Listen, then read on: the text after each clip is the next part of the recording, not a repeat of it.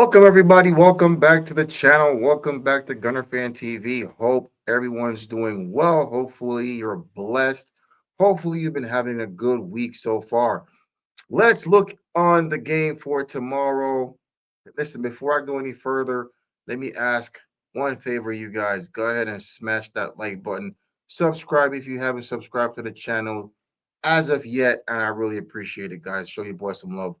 So let's get into it for tomorrow. We play West Ham at home, 10 o'clock game here in the US. We are on the northeast coast here, so it's 10 o'clock. In the UK, it's going to be 3 p.m. Should be a good one. It's a game that we need to win, a game that we must win if we're going to keep chasing Liverpool. Hopefully, Chelsea may do us a favor tomorrow and we may end up being top of the table going into the international break.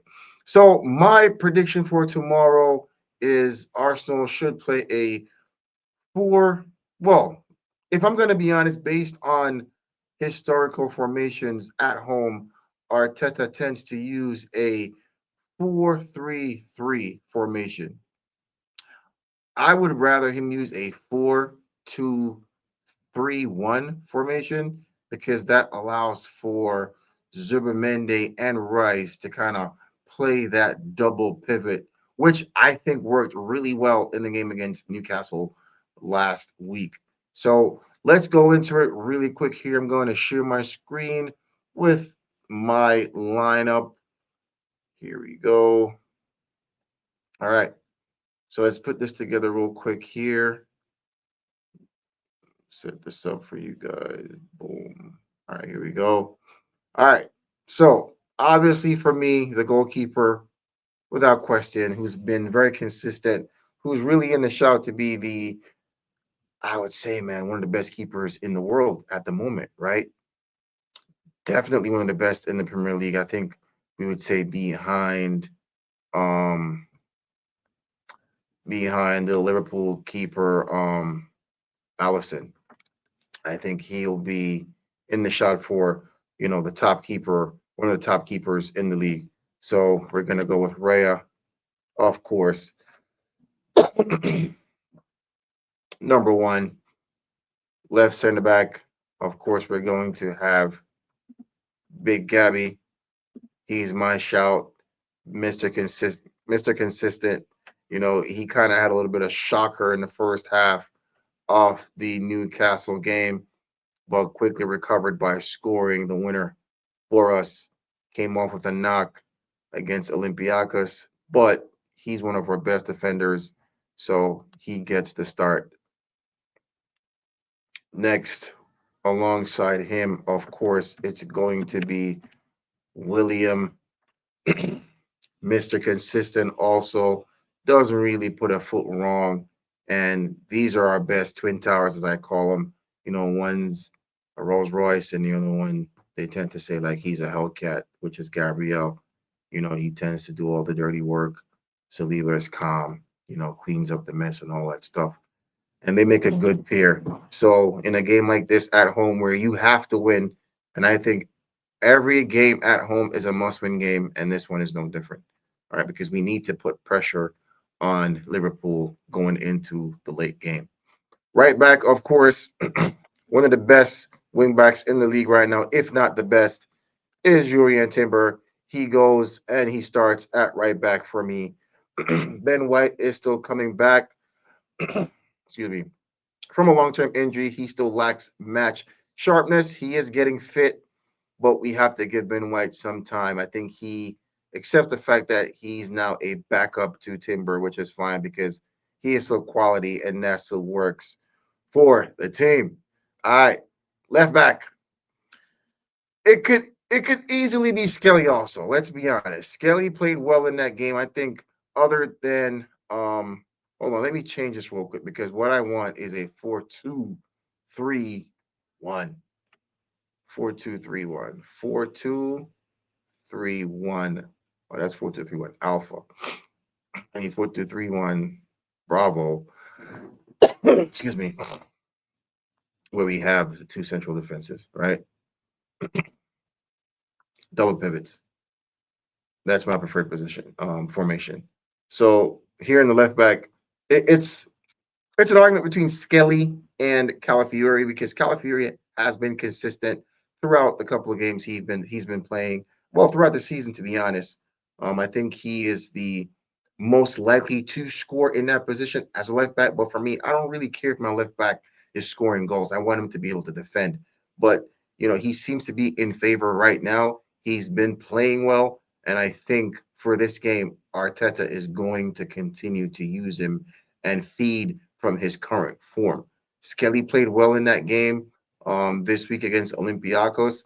I think apart from Odegaard, he was the next best player on the pitch. So he could be in there for a shot, but for me, because just to keep the consistency going, I think I would go for Calafiori in this game. All right. Moving into the central defensive, as I said, for me, it's going to be Rice, and then the other one is going to be Zubermende, Zubi, right? And the reason why I say this, I think they work best playing that double pivot, right? Rice is not a eight. Zubi is not really a six for me, in my opinion. I think it works best when they're playing that double pivot and Zubi pushes in front of Rice and he's able to control the game a little bit further up the pitch where he's able to distribute the ball a little bit closer to his midfielders and not so much play deep where he gets bodied off the ball or there's a lot of pressure for him to bring the ball from deep and transition it into the final third. I think Rice does a better job at that defensively and even moving the ball forward. Rice tends to be more steady on the ball. He tends to be more collected on the ball, and he's able to transition the ball from the defensive third to the attacking third seamlessly. So for me, Rice stays in that position and Zubimendi slightly ahead. So hopefully this is what we see in the game tomorrow. But knowing Mikel, who'll just probably play Rice in the eight and play Zubimendi in the six, and then it just becomes a mess. But this is my prediction. This is what I would like to see. In a central attacking, there's also an argument there, right? Because we all want to see. Let me not say we all want to see, but we've seen Eze in that position, and he looks really good, man. If I'm going to be honest, he looks good in that position, right? Creating stuff, just that attacking threat, just that creativity, just being a maverick as they like to call it, where he just picks up the ball and he just he's going to take on players and he's going to move, right? But if I'm going to be honest, let's come back down to reality for a minute, right? Martin Odegaard played well. He got man of the match in the game against Olympiacos, right? He's the team club captain. Mikel Arteta seems to really favor this guy. So, with all that being said, it's almost a guarantee. I want to say 98%, excuse me, 98% chance he's going to start tomorrow in that 10 position, in that central attacking midfield position, right?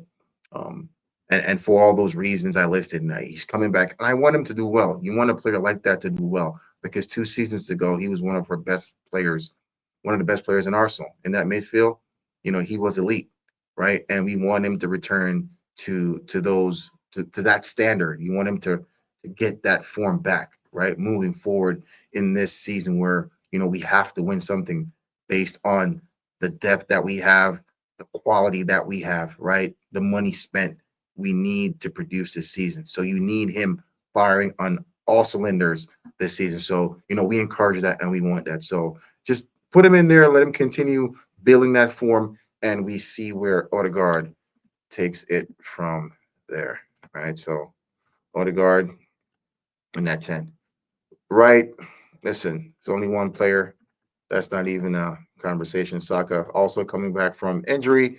We don't have Madueke available. We do have Ethan still, who possibly could start, but I think Saka needs to get some more game time. He's just coming back from a hamstring injury, so he needs to play games, and I think that's why Mikel started him in the week, and I think he'll start him again in the game to come. Um, no, I'm lying. Correction, he didn't start. What am I saying? He didn't start midweek. He came on and he scored. And I think that's the reason why Mikel actually rested him because he wanted to start him in the upcoming game this Saturday. but he came on and he scored. So he's in great great form right now. Great spirit. He's motivated because he scored in the last game, where he came on against Olympiacos. In the left mid position for me, as it has to play, I'm not even I'm not even arguing this one because for me, Trossard or Martinelli cannot start. Right? It just doesn't make sense for me. None of these guys are are they're not good enough to start in Arsenal currently. The team that we currently have, these guys should not be starting. Honestly, point blank. The team has surpassed them, right? The quality amongst this squad has surpassed these guys starting for me. And whenever they start, they annoy the hell out of me, especially Martinelli and Trossard, to be honest. So for me, it has to be Eze. I know Eze is not a left winger, but I feel like he's better than what we have right now, right? He still gives you that creative spark. He provided a goal for Gyökeres playing on that side, so hopefully he could recreate that and he could have Gyökeres scoring some goals. So he starts for me. And that segues me into my striker, which is going to be Victor Gyökeres. Listen, I'm not gonna be harsh on my striker. He's going to score goals. He's getting better. His link up plays, his hold up plays, they're improving. You could see a difference in his last two games. He looks fitter, he looks sharper. The goals are gonna come. It's only 6 games, and he already scored three. So I'm not worried about him. I think he's gonna bang, bro. I think he's gonna be scoring a lot of goals this season. I don't think he's gonna get 20 like some people are saying. I think he might get 15 and above.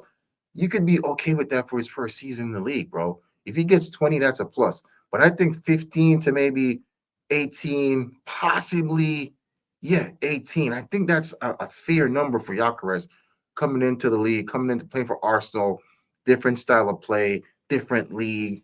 Come on, you don't expect them to just, hit the ground running and give you 20 goals right off the bat. But let's see.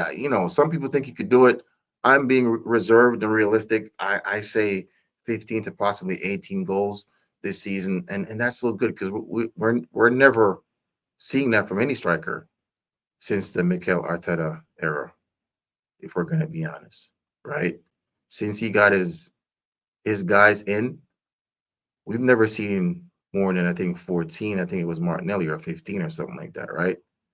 So we've never seen a striker. I mean, we've never really had a striker since Aubameyang. So Aubameyang was the last striker we had. We haven't seen one since, a real striker, right? So seeing him now and him scoring 3 out of 6 so far, it's not a bad return. So let's give him time. Let's be patient. You know what I mean? And I feel like tomorrow, we're gonna show up because we're in a good run of form. We should show up to this game at home. We should dominate. They have a new coach, right? They've been struggling. West Ham has been struggling. So we should be able to roll all over these guys and get some goals going and get Yonkers on the scoreboard and look good while doing it. Not being a boring game and everything. So this is my lineup for tomorrow. Let's see what Arteta does. I mean, this could easily also be a 4-3-3 where you have uh Zubimendi, Rice, Odegaard, and then Eze, Saka, and Gyökeres. I mean, either way, it could turn into that. But this should be the starting lineup for tomorrow. I think this is the best option that we have. Everybody being fit, and with this team, we should be able to go out there and do the job tomorrow, guys. Tell me what do you think about the starting lineup. If you agree, if you don't agree, leave your comments. Listen, if you haven't subscribed to the channel yet, I would really appreciate you go there, click that subscribe button, click the notification bell, smash that like button also, show your boy some love, and I really appreciate you guys. Listen, catch me tomorrow on the watch along and after for the match highlights and the match on the fan cam, guys. Really appreciate you guys for stopping by. Be safe, be blessed, and I'll see you guys tomorrow. Peace.